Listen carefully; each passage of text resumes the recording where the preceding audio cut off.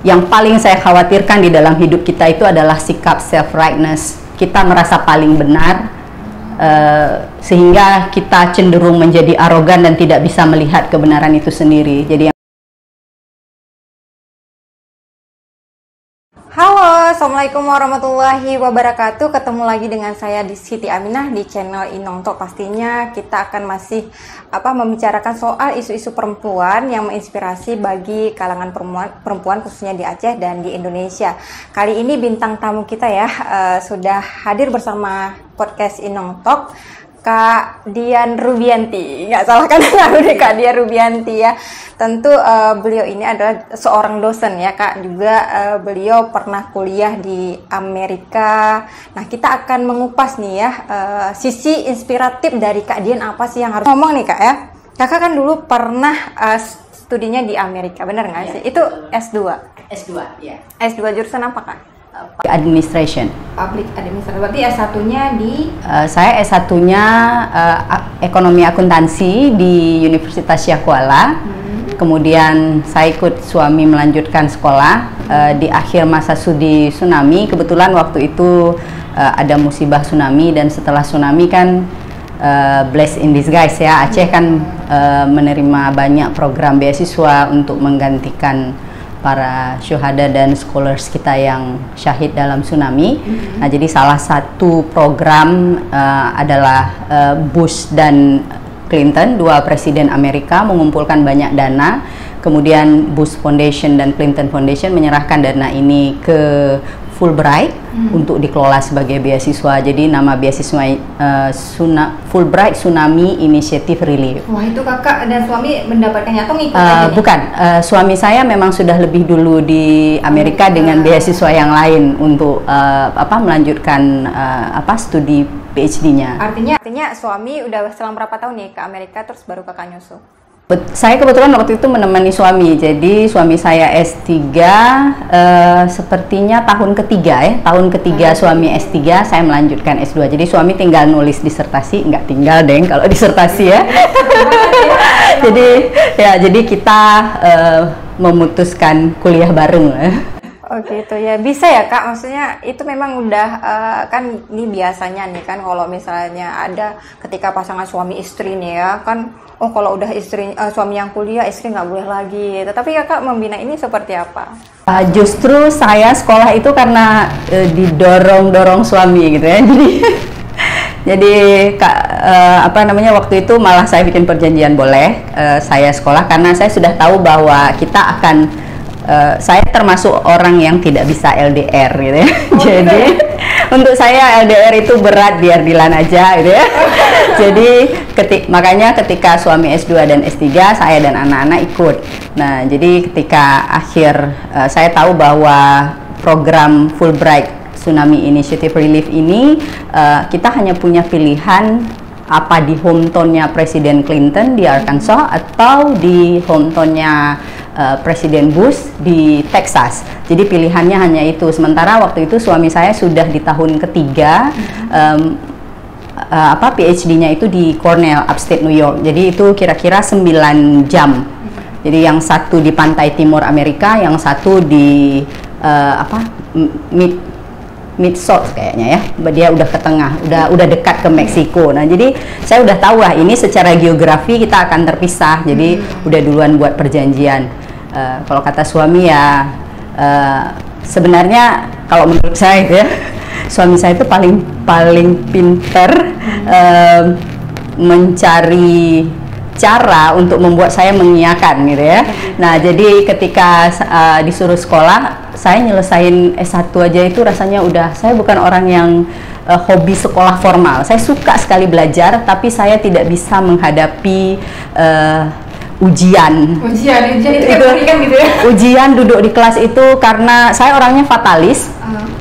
Whether I do my best or nothing. Jadi saya menyelesaikan S1 alhamdulillah cum laude. Jadi untuk saya kalau sekolah ya harus yang terbaik. Dan saya memikirkan waktu itu ibu 3 anak, sekolah lagi setelah 10 tahun, it's not a joke gitu ya. Bentar Kak, ini Kakak posisinya kuliah S1 tapi sudah menikah, berarti usia... Jadi saya belum selesai S1 ketika menikah, jadi lagi-lagi 22, jadi saya memasuki tahun keempat, tahun terakhir kuliah, saya menikah. Kemudian ya suami yang betul-betul memastikan bahwa saya selesai S1. Ayo Dek, kita sudah janji bahwa walaupun kita menikah, adik akan menyelesaikan S1 gitu.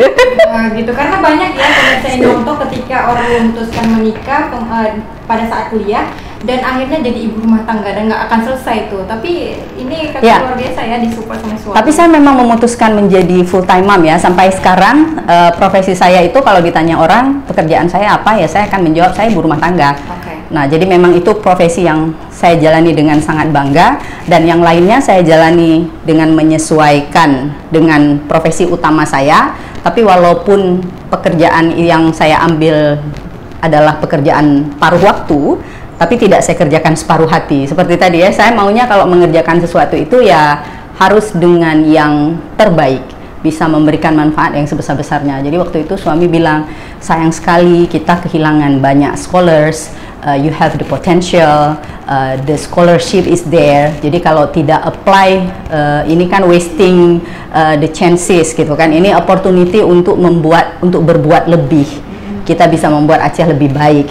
Ya, terus mikir, iya juga ya, kenapa nggak dicoba? Dan alhamdulillah ketika saya melamar beasiswa tersebut, saya mendapatkan beasiswanya. Gitu ya. Menit ya. Iya. Nah, jadi kemudian ya akhirnya lanjut sekolah dengan perjanjian bahwa suami bersedia pindah bersama saya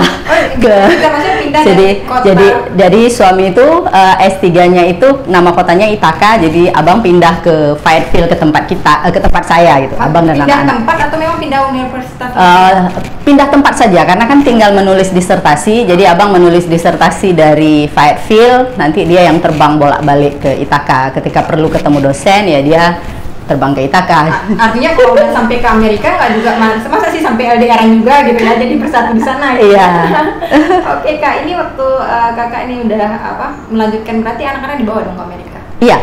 Jadi menurut kita kecuali yang bungsu itu lahir setelah kami selesai sekolah. Jadi anak pertama, kedua, ketiga itu memang dari awal ikut kita, karena menurut saya dan abang exposure itu penting sekali untuk membangun fondasi dasar anak itu punya keahlian untuk menjadi yang manusia yang bermanfaat dalam hidupnya ya. Jadi kecerdasan itu kan ya kecerdasan literasinya, kemampuan dia berpikir logik dan lain sebagainya itu kan semakin banyak dia terekspos dengan keberagaman dunia yang lebih luas, itu kan akan memberi kekayaan batin dan pengalaman hidup yang luar biasa. Jadi kami memutuskan biarlah kita hidup dengan sangat susah, karena beasiswanya kan beasiswa tunggal ya. Kemudian yang dinikmati ketika abang mengerjakan PhD itu kan beasiswanya beasiswa untuk satu orang yang kita pakai untuk berlima gitu. Tapi semenjak kakak udah dapat beasiswa juga itu udah lebih mudah kan? Iya, lebih mudah sedikit gitu ya. Beasiswa mengcover semua family atau? Tidak, beasiswa saya itu beasiswa tunggal, beasiswa abang juga beasiswa tunggal yang tidak menanggung keluarga. Tapi when there is a will, there is a way gitu ya. Kalau memang kita sudah niatkan Bismillah, karena Allah sudah janji ya, kalau ada kekurangan Allah akan cukupkan. Jadi oke, banyak nih ya cita-cita Hanum ya, Hanum ada suami kemudian sampai sana dapat beasiswa itu kan hidup di sana di Amerika gitu kan, itu kan is not easy kan. Betul. Maksudnya kita sebagai minoritas nih. Betul. Minoritas ini kakak gimana di sana? Ya, terutama ketika kita pindah ke Fayetteville. Fayetteville itu kan terkenal sebagai apa istilahnya Christian Belt ya, daerah yang masih penduduk Kristennya itu sangat taat gitu, sangat konservatif. Dan kita tidak bisa salahkan, sama mungkin seperti orang dari luar negeri datang ke perkampungan kita, misalnya di pedalaman Aceh, itu kan pasti seperti orang yang sangat asing ya. Sama juga seperti kita ke sana, mereka bahkan tidak pernah melihat misalnya perempuan berjilbab. Ya menurut mereka ya perempuan berjilbab itu ketika terutama setelah kejadian 9/11 ya WTC betul. Nah kan itu Islamophobia itu kan memang ada di mana-mana. Jadi ya kerudung itu identik sekali dengan terorisme gitu. Dan saya karena tinggal di kampus itu tidak begitu terasa ya, tapi ketika kita nanti belanja atau jalan-jalan memang kita terasa gitu ya, orang melihatnya oh gitu. Nah, saya pernah suatu waktu ketika menunggu bus didatangi oleh seorang ibu-ibu yang bertanya kepada saya gitu. Ini kebetulan waktu itu musim panas, jadi dia tanya, itu kamu pakai kerudung, kamu merasa panas nggak dibandingkan dengan, kebetulan waktu itu ada mahasiswa S1 yang cuma pakai short dan spaghetti string gitu ya. Nah, terus ya saya waktu itu saya selalu bilang dan selalu berdoa, ya Allah, kalau memang ada hal-hal seperti itu yang saya hadapi, mohon lidah saya dibimbing, karena kalau saya salah, yang salah itu nanti adalah agama Allah, bukan saya sebagai pribadi. Saya sebagai pribadi akan dilupakan, tapi Islam sebagai agama Allah itu akan dikenang dari jawaban saya. Karena itu saya selalu, ya Allah, saya mohon pertolongan dan bimbingan, dan selalu dapat hikmah yang luar biasa ya. Sama seperti ketika saya menerima pertanyaan itu, tiba-tiba kok saya dapat ilham bahwa saya harus menjawab, borrowing from physics, kalau kita terkena exposure kepada panas secara langsung, misalnya pada panci yang panas, itu kan kulit yang telanjang dengan kulit yang berlapis, itu kulit yang ditutup dengan pakaian akan lebih terlindungi. Jadi saya bilang, jadi menurut saya lebih terlindungi dibandingkan dengan yang tidak menutup aurat. Nggak dapat bully gitu, ataupun di kekerasan misalnya terhadap minoritas, ada nggak pernah kakak alami di sana?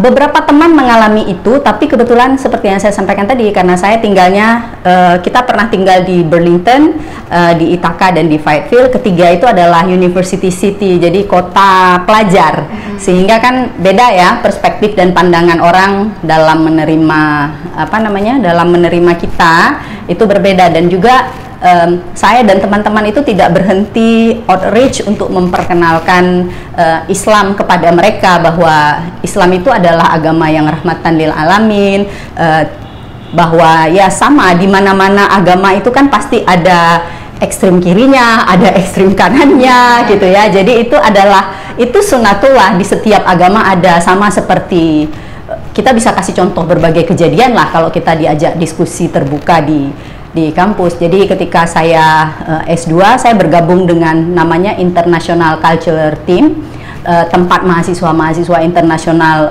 memperkenalkan kebudayaannya. Saya sempat jadi ketua. Kemudian ketika saya wisuda, saya dapat Excellent Leadership, penghargaan dari kampus juga karena menjadi ketua ICT, memperkenalkan Indonesia terutama Aceh. Nah, jadi saya punya dua misi waktu itu, memperkenalkan Aceh, karena Aceh kan setelah tsunami terkenal, tapi kan masih dengan konflik ya. Waktu itu belum ada isu syariah Islam.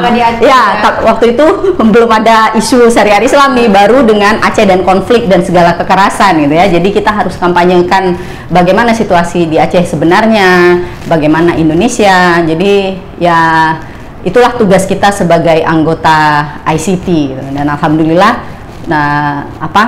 saya berhasil menyelesaikan. Ketika saya memulai studi, selain keinginan yang besar untuk nanti bisa melakukan sesuatu untuk Aceh, saya juga meniatkan ini sebagai, mungkin ini adalah jihad. Jadi ketika saya mulai, bismillah ya Allah, saya sudah 9 tahun meninggalkan dunia akademis, yang tidak ada lagi gitu ya, semua logika, metodologi dan lain-lainnya itu dalam kepala saya itu sudah tertinggal di dalam di CV Kak Dian ini sempat menjadi dosen juga di UIN ya kan? Di UIN ya? Iya. Di UIN, dan juga pernah menjadi dosen tauladan nih. Iya. Terus dengar-dengar kakak mengundurkan diri ya jadi? Iya, itu karena memang itu nanti bab-babnya lain lagi. Nah, jadi ketika saya mulai S2, jadi saya waktu itu bilangnya gini ya, bismillah ya Allah, ini adalah kesempatan bagi saya untuk menunjukkan kepada orang non muslim bahwa menjadi muslim, terutama perempuan muslim berkerudung dan sudah menikah, itu tidak menjadi serta-merta menghentikan keinginan dan mimpi dan cita-cita kita. Jadi justru saya ketika wisuda, alhamdulillah saya menyelesaikan S2 saya dengan IPK sempurna. Iya, IPK 4 IPK ya. 4. Loh, dari IPK 4 kita di sini 2 kali. Nah, jadi selain itu juga saya dapat 2 penghargaan, yaitu satu excellent leadership, yang satu lagi saya lupa apa ya. Jadi saya lulus itu dengan predikat sempurna. Secara akademis saya lulus dengan predikat sempurna, kemudian secara organisasi saya dapat penghargaan sebagai excellent leadership karena saya berhasil membawa ICT di puncaknya lah waktu itu ya. Oke, ini kakak dapat excellent student ya, ataupun kumulot di kampus dengan nilai 4 ini sesuatu yang memang kayak kayak di luar dugaan ya kak ya, karena menurut kakak nih susah mana nih belajar di Amerika atau di Indonesia? Karena kata orang ini dosen di Indonesia lebih kejam daripada dosen Amerika gitu ya.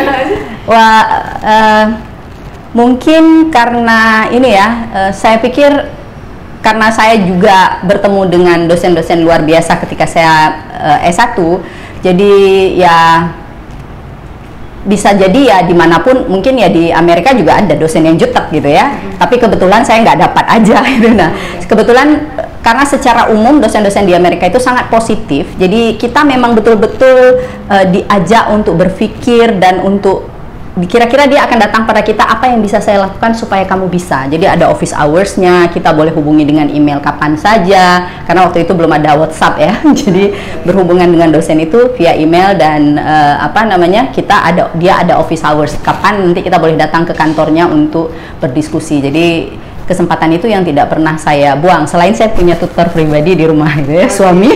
Oke kak, ini menarik sekali ya pemirsa Inongto, tapi masih penasaran kenapa sih ada nih anak-anak Aceh yang dulunya berjilbab tiba-tiba ke Amerika, tiba-tiba ke Australia, tiba membuka jilbabnya. Apa yang salah nih kak? Apa yang salah? Kalau bagi saya jilbab itu adalah pandangan pribadi saya ya, jilbab itu adalah dress of conduct. Jadi betul-betul saya melihat bahwa pilihan berjilbab atau tidak itu betul-betul pilihan pribadi. Nanti di mana pemerintah mengambil peran, nah itu kan lain lagi ya. Tapi kalau bicara sebagai seorang perempuan muslim, saya akan melihat bahwa pilihan berjilbab itu adalah pilihan pribadi, bahwa ada hal-hal tertentu itu adalah ikatan langsung, hubungan vertikal antara kita dengan Allah. Jadi bagaimana kita mentafsirkan, bagaimana kita membiarkan Al-Quran bicara pada kita dan menjelaskan. Jadi itu sebenarnya keputusannya itu betul-betul keputusan pribadi. Nah, saya sendiri merasa bahwa jilbab itu adalah dress of conduct. Sudah jelas di dalam Al-Quran dikatakan seperti itu. Ketika kemudian orang memilih berjilbab atau tidak, itu dia kan pasti punya dasar keputusan. Atau seperti kakak bilang tadi, karena adanya diskriminatif atau dibully ataupun apa, itu ngaruh bisa jadi keamanan adalah salah satu yang menjadi pendorong ya. Mungkin mereka ya aduh malas ribet atau apa, kita tidak tahu.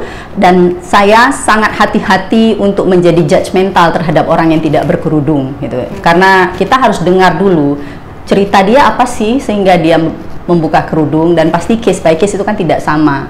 Nah, jadi kalau saya justru melihat karena ini adalah identitas, sering sekali kita sekeluarga pernah driving dan tersesat di New York City, justru kita disapa, "Assalamualaikum sister, kenapa tersesat?" Malah diantarkan gitu, karena saya berkerudung. Enggak, sama supir taksi Muslim Brothers dari India apa Pakistan gitu. Jadi dia melihat kami kebingungan, tidak tahu jalan, tapi karena saya berkerudung dia tahu bahwa saya Muslim, jadi dia membantu dan dia langsung bilang karena sister berkerudung, jadi saya tahu bahwa sister Muslim, makanya saya menawarkan bantuan. Oke, itu kan versi sesama muslim. Kalau misalnya itu lebih aware ya, maksudnya lebih baik gitu sama sesama muslim di seluruh dunia. Ini kalau misalnya yang nggak sesama muslim gitu, masih ada nggak sih rasis-rasis seperti itu di Amerika? Kebetulan tidak terekspos pada hal-hal yang seperti itu ya. Saya lupa siapa yang berkata, apa siapa ya, bahwa Anda akan menemukan apa yang Anda cari. Jadi ketika kita berada di 3 kota ini, yang pertama sekali dicari suami saya adalah masjid dan komunitas muslim. Kemudian kita bergaul dengan komunitas kampus. Alhamdulillah, tapi saya tidak menutup mata bahwa ada teman-teman yang memang mengalami harassment setelah 9/11. itu ada gitu ya, dan sampai sekarang pun Islamophobia itu masih ada, dan kami hanya beruntung saja tidak mengalami itu karena kebetulan tinggal di University City, dan kemudian anak-anak sekolah di sekolah yang mayoritasnya anak-anak student atau anak-anak dosen juga yang bersekolah di situ. Oke, Kak, ini kembali ke tadi pertanyaan tadi, Kakak sempat juga meniti karir di universitas. Kenapa memilih menjadi ibu rumah tangga dan muslim? Nah, jadi pertama ketika saya memutuskan menjadi dosen, yang pertama sekali itu karena ibu saya luar biasa ingin saya menjadi dosen gitu ya. Nah, tapi setelah 2 kali ikut tes dosen sebelumnya tidak berhasil. Nah, kemudian ketika UIN menjadi BLU, IAIN kemudian ya menjadi BLU, menjadi UIN Araniri, dibuka kesempatan untuk menjadi dosen tetap non PNS. Nah, terus kata ibu saya, coba deh, karena mami pengen sekali adik jadi dosen. Jadi saya mencoba, lagi-lagi ini peran suami juga, sebagaimana tadi abang mendorong saya untuk melanjutkan sekolah. Ketika saya menjadi dosen, abang juga bilang, itu adik udah dapat beasiswa Fulbright, jadi dosen menikmati hidup 2 tahun di Amerika dengan beasiswa Fulbright because you are a Chinese. Jadi return untuk community itu apa? Karena adik nggak punya uang gitu ya, jadi adik harus mengabdi itu kan biasa 2N tambah 1 gitu ya. Jadi masa studi dikali 2 tambah 1 tahun.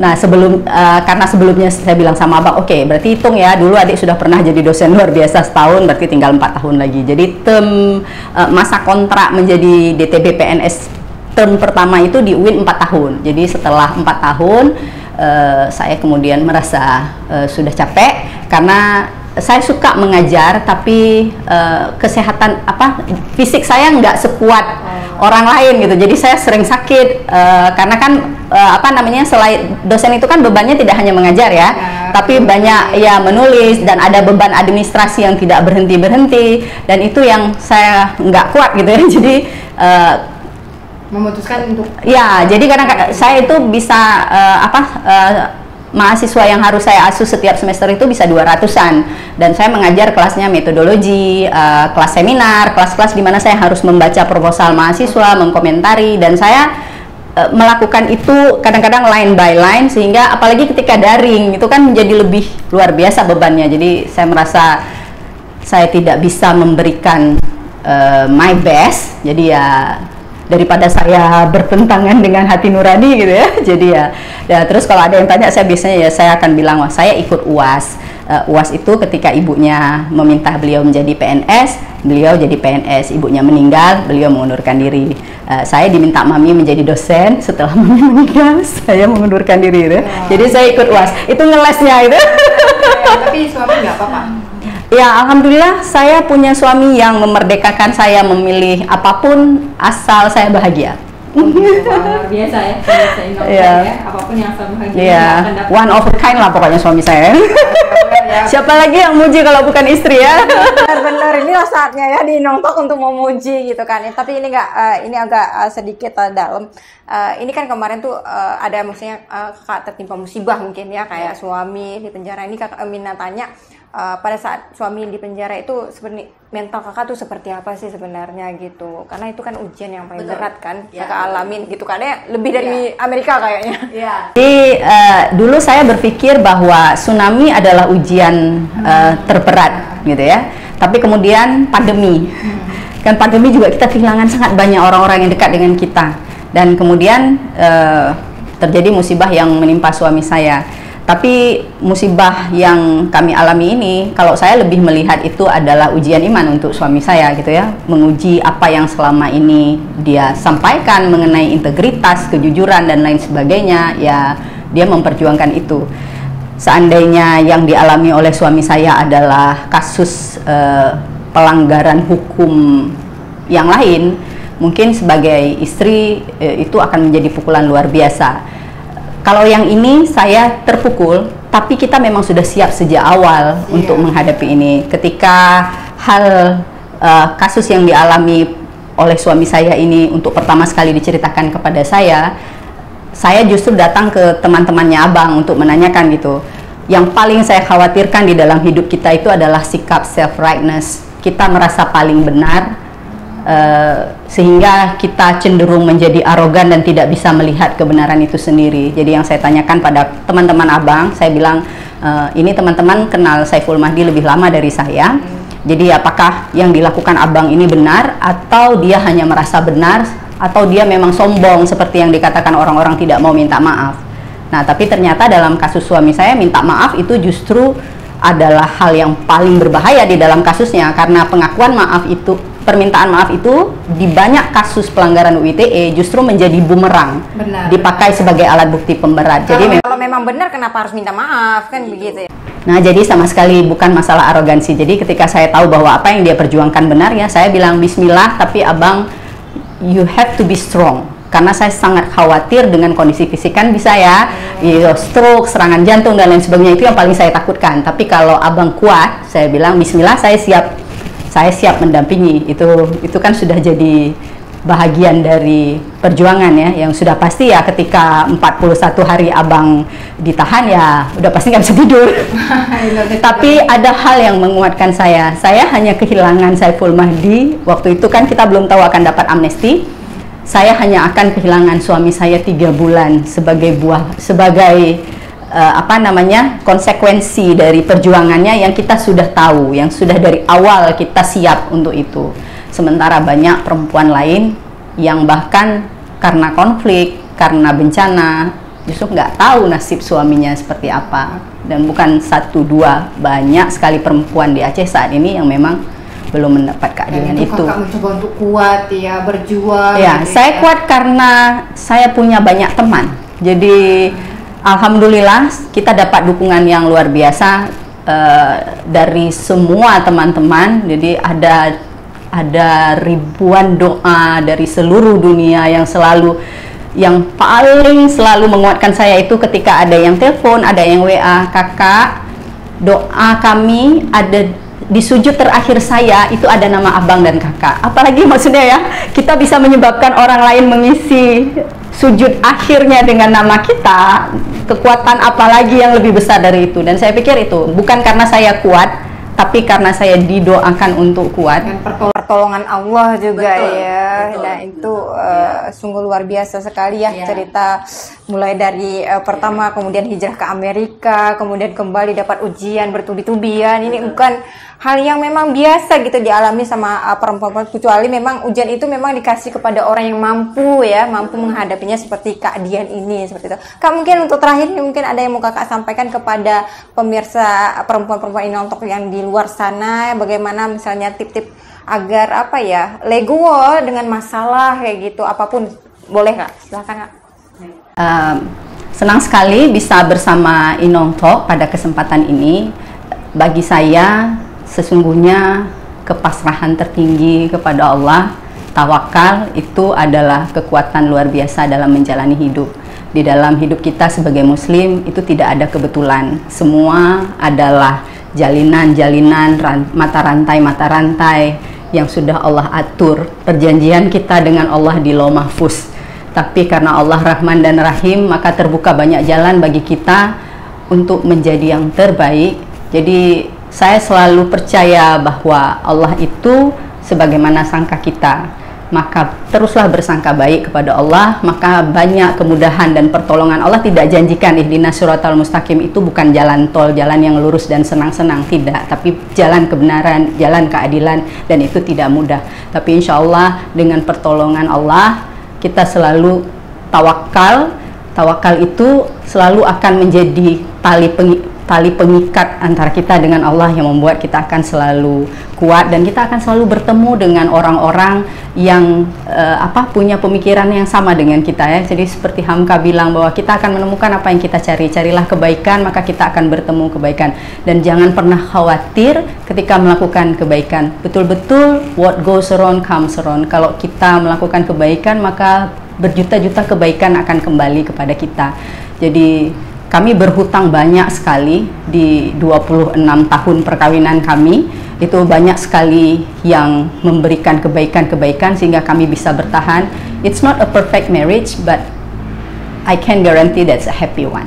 Wah, Luar biasa ya Kak Dian ya. Terima kasih Kak nih udah sharing ya, berbagi kisah-kisah inspiratif kepada pemirsa Inong Talk yang di luar sana. Semoga kita lain waktu bisa ketemu lagi Kak. Oke, baik pemirsa Inong Talk, sudah berakhir ya acara kita hari ini. Semoga teman-teman juga bisa like, share, and subscribe video kita agar kita terus semangat dalam berbagi kisah-kisah inspiratif untuk selanjutnya. Saya Siti Aminah mohon undur diri. Assalamualaikum warahmatullahi wabarakatuh. Dadah.